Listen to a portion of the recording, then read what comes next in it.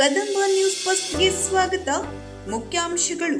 ಕರ್ನಾಟಕ ಪಶ್ಚಿಮ ಪದವೀಧರರ ಮತಕ್ಷೇತ್ರಕ್ಕೆ ಪ್ರತಿಸ್ಪರ್ಧಿಯಾಗಿ ಬಿಜೆಪಿ ಶಿಕ್ಷಣ ಫೋಕಸ್ ರಾಜ್ಯ ಸಮಿತಿಯ ಸದಸ್ಯ ಸುಧೀರ್ ದೇಶಪಾಂಡೆ. ಏಪ್ರಿಲ್ 19ರಂದು ನೂತನ ವೆಲ್ನೆಸ್ ಸೂಪರ್ ಸ್ಪೆಷಾಲಿಟಿ ಆಸ್ಪತ್ರೆಯ ಉದ್ಘಾಟನಾ ಸಮಾರಂಭ. ಪ್ರತಿಷ್ಠಿತ ಪಂಪ ಪ್ರಶಸ್ತಿಗೆ ದೇವನೂರು ಮಹಾದೇವ್ ಭಾಜನ. ಅಪಘಾತ ಸ್ಥಳಕ್ಕೆ ಭೇಟಿ ನೀಡಿದ ಉತ್ತರ ಕನ್ನಡ ಜಿಲ್ಲಾ SP Deepan MN. Students home ವಿದ್ಯಾರ್ಥಿ ನಿಲಯದಲ್ಲಿ ಪ್ರವೇಶಕ್ಕಾಗಿ ಅರ್ಜಿ ಆಹ್ವಾನ. ಕುಮಟಾಕ್ಕೆ ವಿಸ್ತರಣೆಯಾದ ಕಾಚೆಗುಡ್ಡ ಮುರುಡೇಶ್ವರ ಎಕ್ಸ್ಪ್ರೆಸ್ ರೈಲು. ಲಯನ್ಸ್ ಕ್ಲಬ್ ವತಿಯಿಂದ ವಾಟರ್ ಪ್ಯೂರಿಫೈಯರ್ ವಿತರಣೆ. 2 ಕೋಟಿ ರೂಪಾಯಿ ವೆಚ್ಚದಲ್ಲಿ ದೊಡ್ಡಕೆರೆ ಸಮಗ್ರ ಅಭಿವೃದ್ಧಿ ಕಾಮಗಾರಿಗೆ ಶಾಸಕ ಶ್ರೀನಿವಾಸ್ ಮಾನೆ ಅವರಿಂದ ಭೂಮಿ ಪೂಜೆ. ಶಿರಸಿ ನಗರದ ಹೊಸಪೇಟೆ ರಸ್ತೆಯಲ್ಲಿರುವ ನೂತನ ವೆಲ್ನೆಸ್ ಸೂಪರ್ ಸ್ಪೆಷಾಲಿಟಿ ಆಸ್ಪತ್ರೆ ಮತ್ತು ರಿಸರ್ಚ್ ಸೆಂಟರ್ನ ಉದ್ಘಾಟನಾ ಕಾರ್ಯಕ್ರಮ ಏಪ್ರಿಲ್ 19ರಂದು ಲೋಕಾರ್ಪಣೆಗೊಳ್ಳಲಿದೆ ಎಂದು ಆಸ್ಪತ್ರೆಯ ನೂತನ ಕಟ್ಟಡದಲ್ಲಿ ಆಸ್ಪತ್ರೆಯ ವೈದ್ಯಕೀಯ ನಿರ್ದೇಶಕ ಡಾಕ್ಟರ್ CAN ಮಂಜುನಾಥ್ ಅವರು ಸುದ್ದಿಗೋಷ್ಠಿ ನಡೆಸಿ ತಿಳಿಸಿದರು. ಅಲ್ಲದೆ ಈ ಆಸ್ಪತ್ರೆಯನ್ನು ತುಂಬಾ ಶ್ರಮ ವಹಿಸಿ ಬಡವರಿಗೆ ಹಾಗೂ ಶಿರಸಿಯ ಸುತ್ತಮುತ್ತಲಿನ ಜನರಿಗೆ ಉನ್ನತ ಮಟ್ಟದ ವೈದ್ಯಕೀಯ ಸವಲತ್ತುಗಳನ್ನು ಒಂದೇ ಸೂರಿನಡಿ ನೀಡಲು ನಿರ್ಧರಿಸಿದ್ದೇವೆ ಮತ್ತು ಏನಾದರೂ ಅವಘಡಗಳು ಹಾಗೂ ಅಪಘಾತಗಳು ಸಂಭವಿಸಿದಾಗ ಇಲ್ಲಿಂದ ಹುಬ್ಬಳ್ಳಿ ಅಥವಾ ಮಂಗಳೂರಿಗೆ ಹೋಗುವುದರಿಂದ ಸಾರ್ವಜನಿಕರಿಗೆ ಹೆಚ್ಚಿನ ಹೊರೆ ಬೀಳುತ್ತದೆ ಮತ್ತು ಎಮರ್ಜೆನ್ಸಿ ಪ್ರಕರಣಗಳಲ್ಲಿ ಇಲ್ಲಿಂದ ಬೇರೆಡೆಗೆ ಕೊಂಡೊಯ್ಯುವಾಗ ಮಾರ್ಗ ಮಧ್ಯದಲ್ಲಿ ರೋಗಿಗಳು ಮೃತರಾಗುವುದನ್ನು ತಪ್ಪಿಸುವ ನಿಟ್ಟಿನಲ್ಲಿ ನಾವು ಈ ಒಂದು ಸೂಪರ್ ಸ್ಪೆಷಾಲಿಟಿ ಆಸ್ಪತ್ರೆಯನ್ನು ನಿರ್ಮಾಣ ಮಾಡಿದ್ದೇವೆ ಎಂದು ತಿಳಿಸಿದರು. ಈ ಆಸ್ಪತ್ರೆಯಲ್ಲಿ ಹೃದಯ ರೋಗ, ನರರೋಗ, ಸ್ತ್ರೀರೋಗ ಮತ್ತು ಬಂಜೆತನ ನಿವಾರಣಾ ತಜ್ಞರು, ಕೀಲು ಮತ್ತು ಮೂಳೆ ಚಿಕಿತ್ಸೆ ಸೇರಿದಂತೆ ವಿವಿಧ ಭಾಗಗಳಲ್ಲಿ ಸೂಪರ್ ಸ್ಪೆಷಾಲಿಟಿ ಸೇವೆಗಳು ಲಭ್ಯವಿದೆ ಹಾಗೂ ಅತ್ಯಾಧುನಿಕ ತಂತ್ರಜ್ಞಾನ, ವಿಶ್ವ ದರ್ಜೆಯ ICU ಸುಸಜ್ಜಿತ ಶಸ್ತ್ರಚಿಕಿತ್ಸಾ ಸಂಕೀರ್ಣ, ಅತ್ಯುತ್ತಮ ಕ್ಯಾಸ್ ಲ್ಯಾಬ್, 24x7 ತುರ್ತು ಚಿಕಿತ್ಸಾ ಘಟಕ, ಫಾರ್ಮಸಿ ಹಾಗೂ ಲ್ಯಾಬೊರೇಟರಿ ಇಲ್ಲಿನ ಪ್ರಮುಖ ಆಕರ್ಷಣೀಯ ಸೇವೆಗಳಾಗಿವೆ ಎಂದರು. ಅಲ್ಲದೆ ಈ ಆಸ್ಪತ್ರೆಯು ಕೇವಲ ಸೇವೆ ನೀಡುವ ಸಂಸ್ಥೆಯಾಗದೆ ಉದ್ಯೋಗ ಸೃಷ್ಟಿಸುವ ಮತ್ತು ವೈದ್ಯಕೀಯ ಶಿಕ್ಷಣ ನೀಡುವ ಕೇಂದ್ರವಾಗಲಿದೆ. ಮುಂಬರುವ ದಿನಗಳಲ್ಲಿ ಕನಿಷ್ಠ 150ರಿಂದ 200 ಜನರಿಗೆ ಉದ್ಯೋಗಾವಕಾಶ ಕಲ್ಪಿಸುವ ಸಂಸ್ಥೆಯಾಗಿ ಹೊರಹೊಮ್ಮಲಿದೆ ಎಂದು ಹೇಳಿದರು. ಅದಕ್ಕಾಗಿ ಉತ್ತರ ಕನ್ನಡ ಜಿಲ್ಲೆಯ ಸಾರ್ವಜನಿಕರು ಹಾಗೂ ಜಿಲ್ಲೆಯ ಸುತ್ತಮುತ್ತಲಿನ ಜನತೆ ಇದರ ಲಾಭವನ್ನು ಪಡೆದುಕೊಳ್ಳಬೇಕು ಎಂದು ಆಸ್ಪತ್ರೆಯ ವೈದ್ಯಕೀಯ ನಿರ್ದೇಶಕ ಡಾಕ್ಟರ್ CAN ಮಂಜುನಾಥ್ ತಿಳಿಸಿದರು. ಈ ಸಂದರ್ಭದಲ್ಲಿ ಡಾಕ್ಟರ್ ಮಧುಕೇಶ್ವರ್ ಜೀವಿ, Zaheer Ahmed, doctor Roopa, doctor Prithvi, doctor Prajwal Chandra, doctor Varsha, ಆಡಳಿತಾಧಿಕಾರಿ ಮಹೇಶ್ ಹೆಗಡೆ ಸೇರಿದಂತೆ ಅನೇಕರು ಹಾಜರಿದ್ದರು. ಹೀಟ್ ಮಾಡೋದು ಏರ್ ಬೇಸ್ಡ್ ಹೀಟ್ ಪಂಪ್, ಇದು ಕೂಡ ಬ್ಯಾಂಗ್ಳೂರ್ ಬೇಸ್ಡ್. ಅವರು ಫಸ್ಟ್ ಟೈಮ್ ಅವರು ಪೇಟೆಂಟೆಡ್ ಟೆಕ್ನಾಲಜಿ ಇಡೀ ದೇಶದಲ್ಲಿ ಅವ್ರ ಒಬ್ಬರ ಹತ್ರನೇ ಇರೋದು. ಸೊ ಅದನ್ನು ಇಟ್ಸ್ ಅರೌಂಡ್ 5000 ಲೀಟರ್ಸ್ ಹೀಟ್ ಮಾಡುತ್ತೆ ಇದು ಇದನ್ನು. ಸೊ ಅದನ್ನು ಎಲ್ಲರಿಗೂ ಒಂದು ಬಿಸಿ ನೀರಿನ ವ್ಯವಸ್ಥೆಯನ್ನು ಕಲ್ಪಿಸಿದ್ದೇವೆ. ಮತ್ತೊಂದು ಎನ್ವಿರಾನ್ಮೆಂಟಲ್ ನಾವು ಎಕೋ ಫ್ರೆಂಡ್ಲಿ, ಮೇಲ್ಗಡೆ ರೂಫ್ ಟಾಪಲ್ಲಿ 125 kV ಸೋಲಾರ್ ಗ್ರಿಡ್ಡನ್ನು ಅಳವಡಿಸಿದ್ದೇವೆ. ಮತ್ತು ಇದೊಂದು RO ಪ್ಲ್ಯಾಂಟ್ ಇಡೀ ಆಸ್ಪತ್ರೆಯಲ್ಲಿ ಕುಡಿಯೋ ನೀರಿಗೆ.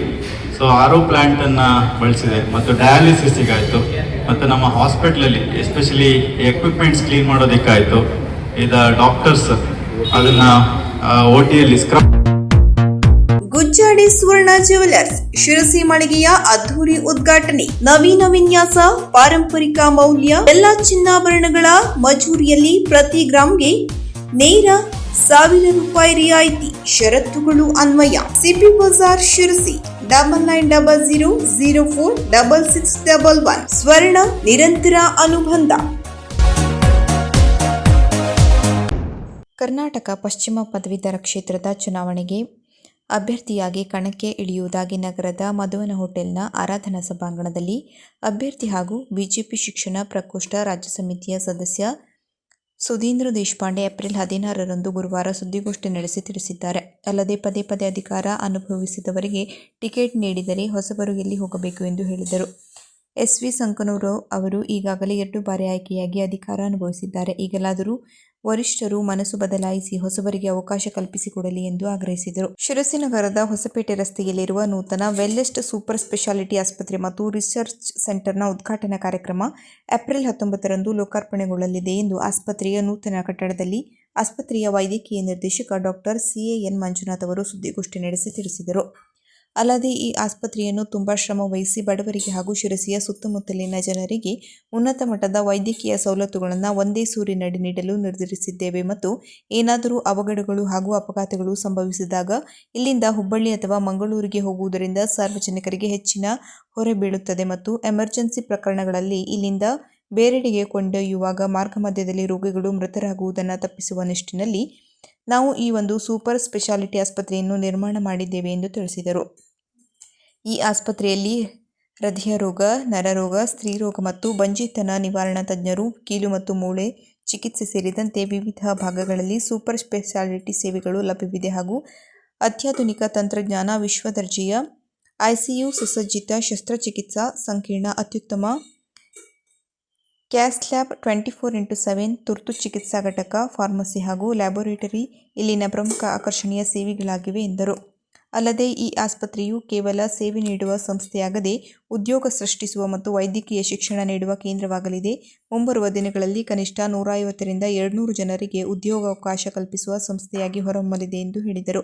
ಅದಕ್ಕಾಗಿ ಉತ್ತರ ಕನ್ನಡ ಜಿಲ್ಲೆಯ ಸಾರ್ವಜನಿಕರು ಹಾಗೂ ಜಿಲ್ಲೆಯ ಸುತ್ತಮುತ್ತಲಿನ ಜನತೆ ಇದರ ಲಾಭವನ್ನು ಪಡೆದುಕೊಳ್ಳಬೇಕು ಎಂದು ಆಸ್ಪತ್ರೆಯ ವೈದ್ಯಕೀಯ ನಿರ್ದೇಶಕ ಡಾಕ್ಟರ್ ಸಿಎನ್ ಮಂಜುನಾಥ್ ತಿಳಿಸಿದರು.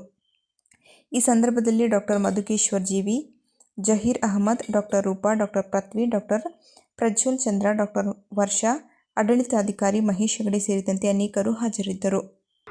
ಚುನಾವಣಾ ಪಾಲಿಟಿಕ್ಸ್, ಎಲೆಕ್ಷನ್ ಪಾಲಿಟಿಕ್ಸ್ನಲ್ಲಿ ಬಹಳ ಆಕ್ಟಿವ್ ಆಗಿ ಕೆಲಸ ಮಾಡಿ 96ರಲ್ಲಿ ವಿಜಯ ಸಂಕೇಶ್ವರ MP ಆಗಿದ್ದರು ನಮ್ಮದು. ಅವರು ಕ್ಯಾಂಡಿಡೇಟ್ ಇದ್ದಾಗ ನಾನು ಕ್ಯಾಂಡಿಡೇಟ್ ಇನ್ಚಾರ್ಜ್ ಆಗಿ, ಯಾಕಂದರೆ ಅವ್ರದ್ದೇ ನಾನು ಉಲ್ಲೇಖ ಮಾಡ್ತಾ ಇದ್ದೀನಿ ಅಂದರೆ 95-96 ಅಂದರೆ ಹತ್ತತ್ರ 30 ವರ್ಷದ ಹಿಂದಿನಿಂದಲೂ ನಾನು ರಾಜಕೀಯದ ಕೆಲಸದಲ್ಲಿ ನಾಯಿದ್ದೆ. ಅದಾದ ನಂತರ ನಮ್ಮ ಭಾಗದ ಪ್ರಹ್ಲಾದ್ ಜೋಶಿ ಅವರು MP ಆದರು, ಅಲ್ಲಿ MLA ಚಿಕ್ಕನಗೌಡರು ಇರ್ಬೋದು, ಯಾರ್ಯಾರಾಗಿದೆ ಓಟು. ಎಲೆಕ್ಷನ್ ಅಂದರೆ ನಾವೆಲ್ಲ ಎಲೆಕ್ಷನ್ನಲ್ಲಿ ನಾವು ಪಾರ್ಟಿಸಿಪೇಟ್ ಮಾಡ್ತಾ ಇದ್ದೇವೆ. ಸೊ ಮಾಡಿದ್ದೀವಿ.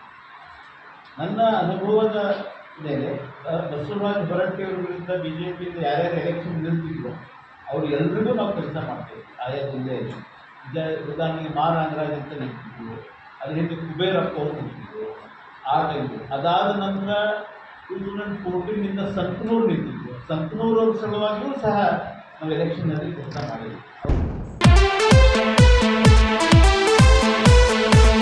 ಚಂದನ ನರ್ಸರಿ LKG ಮತ್ತು UKG ನಿಮ್ಮ ಮಗುವಿನ ಉಜ್ವಲ ಭವಿಷ್ಯಕ್ಕಾಗಿ ಮೊದಲ ಹೆಜ್ಜೆ. ನಾವು ಕಾಳಜಿಯುಳ್ಳ, ಆನಂದದಾಯಕ ಮತ್ತು ಸುರಕ್ಷಿತ ಕಲಿಕೆಯ ವಾತಾವರಣವನ್ನ ಒದಗಿಸುತ್ತೇವೆ. ಅಲ್ಲಿ ಮಕ್ಕಳು ಆಟ, ಸೃಜನಶೀಲತೆ ಮತ್ತು ಅನ್ವೇಷಣೆಯ ಮೂಲಕ ಕಲಿಯುತ್ತಾರೆ. ನಮ್ಮ ಗುರಿ ನಿಮ್ಮ ಮಗುವಿನ ಶಿಕ್ಷಣ ಮತ್ತು ವ್ಯಕ್ತಿತ್ವ ವಿಕಸನಕ್ಕೆ ಭದ್ರ ಬುನಾದಿ ಹಾಕುವುದು. ನಮ್ಮ ಪ್ರಮುಖ ಲಕ್ಷಣಗಳು: ಅನುಭವಿ ಮತ್ತು ಕಾಳಜಿಯುಳ್ಳ ಶಿಕ್ಷಕರು, ಆಟದ ವಿಧಾನದಲ್ಲಿ ಕಲಿಕೆ, ಇಂಗ್ಲಿಷ್, ಕನ್ನಡ ಮತ್ತು ಹಿಂದಿ ಮೂಲ ಕಲಿಕೆ, ಸ್ವಚ್ಛ ಮತ್ತು ಸುರಕ್ಷಿತ ತರಗತಿ ಕೋಣೆಗಳು, ಸ್ನೇಹಪರ ಮತ್ತು ಆನಂದದಾಯಕ ವಾತಾವರಣ, ಹಾಡುಗಳು, ಕಥೆಗಳು, ಚಿತ್ರಕಲೆ ಮತ್ತು ಆಟಗಳ ಮೂಲಕ ಕಲಿಕೆ, ನೈತಿಕ ಮೌಲ್ಯಗಳು ಮತ್ತು ಒಳ್ಳೆಯ ಅಭ್ಯಾಸಗಳ ಮೇಲೆ ಗಮನ. ಪ್ರವೇಶ ಮುಕ್ತವಾಗಿದೆ. Nursery, LKG, UKG. ಹೆಚ್ಚಿನ ಮಾಹಿತಿಗಾಗಿ ಸಂಪರ್ಕಿಸಿ.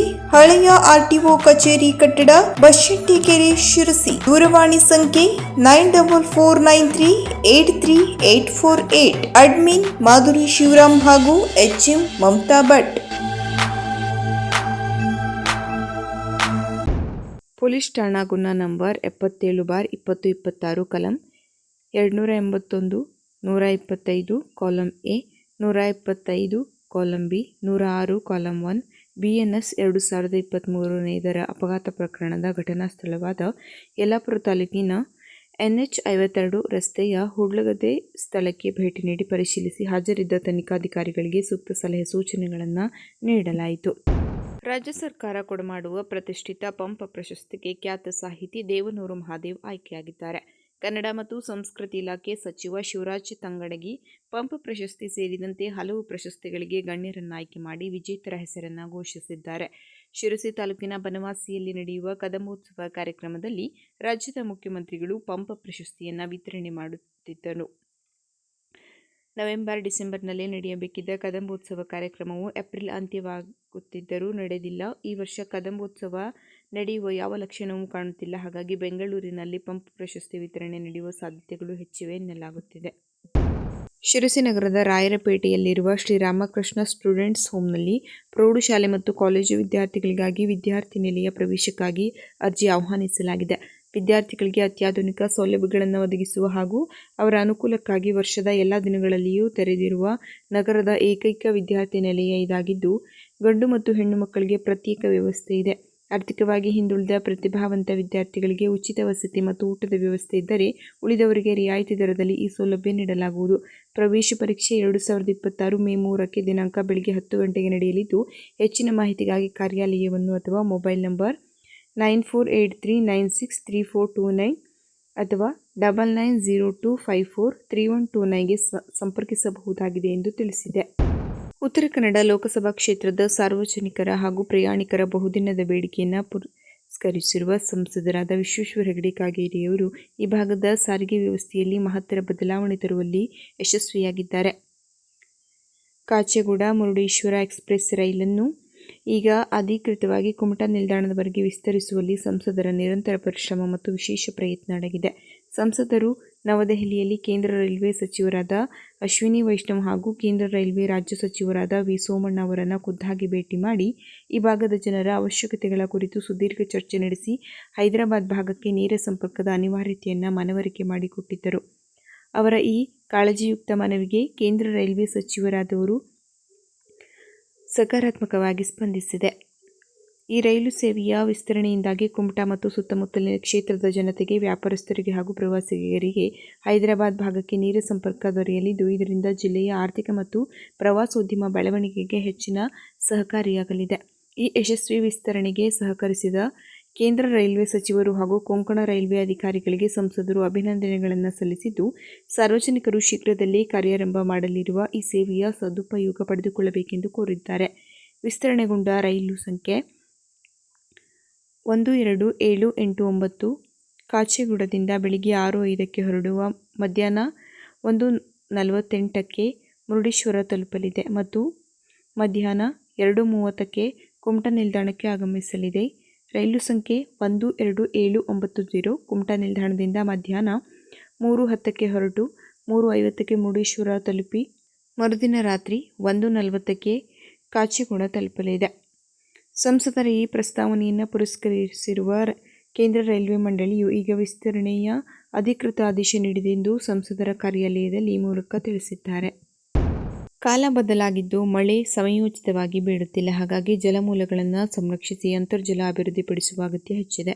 ಸರ್ಕಾರದ ಜೊತೆಗೆ ಸಮುದಾಯವೂ ಕೈಜೋಡಿಸಿ ಕೆರೆ ಕಟ್ಟೆಗಳನ್ನು ಮುಂದಿನ ಪೀಳಿಗೆಯವರೆಗೆ ಉಳಿಸಬೇಕಿದೆ ಎಂದು ಶಾಸಕ ಶ್ರೀನಿವಾಸ್ ಮಾನೆ ಕರೆ ನೀಡಿದರು.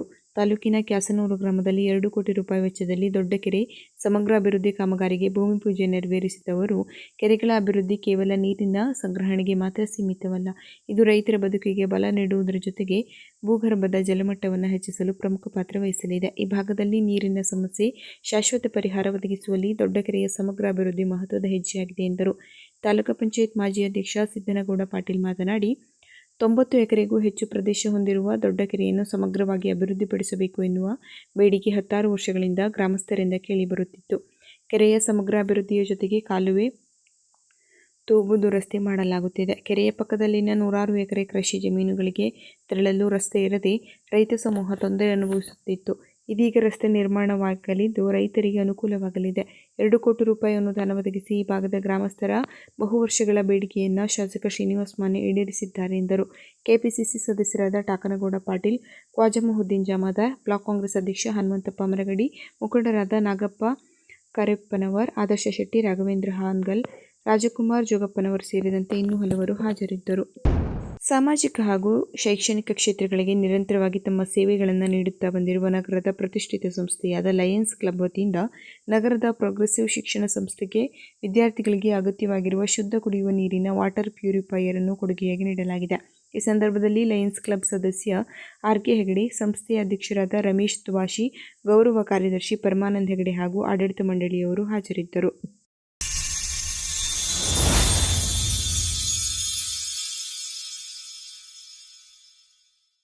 ಕದಂಬ ನ್ಯೂಸ್ ಫಸ್ಟ್, ನಿರ್ಭೀತಿಯಿಂದ ನಿಮ್ಮ ಪರವಾಗಿ.